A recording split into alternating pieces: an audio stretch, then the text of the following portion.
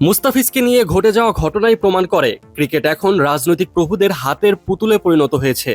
BCCI যে দেশটির ক্ষমতাসীন দল বিজেপির একটি স্পোর্টস শাখা হিসেবে কাজ করছে তা আগে থেকেই স্পষ্ট। ক্রিকেটের বাইবেল খ্যাত উইজডেনে এভাবেই ভারতীয় ক্রিকেট বোর্ডকে নিয়ে কঠোর সমালোচনা করা হয়েছে, সাথে আলাদা করে প্রসঙ্গ এসেছে মুস্তাফিজকে নিয়ে।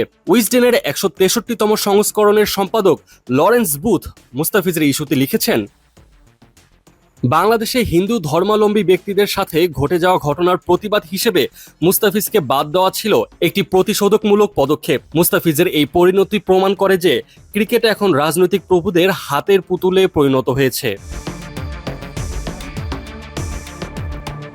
সাথে ভারতীয় ক্রিকেট বোর্ডের তীব্র সমালোচনা করেছে উইজডেন, এবং কি ভারতের প্রধানমন্ত্রী নরেন্দ্র মোদীরও কঠোর সমালোচনা করেছে।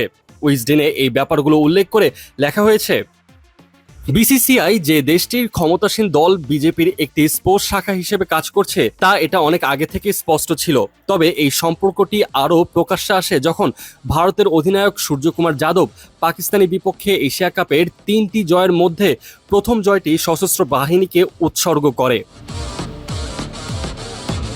বুথ আরও উল্লেখ করে বলেন, ক্রিকেট যে এখন ভয়ঙ্কর কোনো কর্মকাণ্ডের বৈধ প্রতিনিধি হিসেবে ব্যবহৃত হচ্ছে তা ভারতের প্রধানমন্ত্রী নরেন্দ্র মোদীর একটি এক্স প্ল্যাটফর্মের পোস্টেই পরিষ্কার হয়ে যায়। ফাইনালে পাকিস্তানকে হারানোর পর তিনি লেখেন, খেলার মাঠে অপারেশন সিন্দুর, ফলাফল একটাই, ভারত জিতেছে। অথচ বাস্তবে এই অপারেশন সিন্দুরের কারণে সীমান্তের উভয় পাশে কয়েক ডজন মানুষ প্রাণ হারিয়েছিলেন। এখন সেই ঘটনাকে একটি টি-20 ম্যাচের সঙ্গে তুলনা করা হচ্ছে। সূর্যকুমারও এতে বেশ আনন্দিত হন সেই দেশের প্রধানমন্ত্রী এমন মন্তব্য দেখে। ক্রিকেট বিশ্বে ভারত যে আলাদা সুবিধা পায় তা কম বেশি সবারই জানা।